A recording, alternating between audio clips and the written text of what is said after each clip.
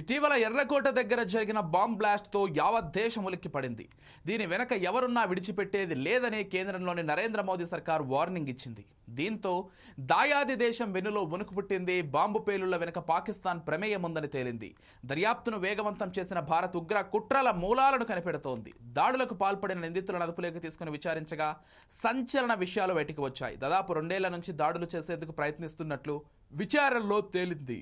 భారత్ తమపై యుద్ధం చేసేందుకు రెడీ అవుతుందని ముందుగానే ప్రపంచాన్ని నమ్మించేందుకు పాక్ ప్రయత్నిస్తోంది.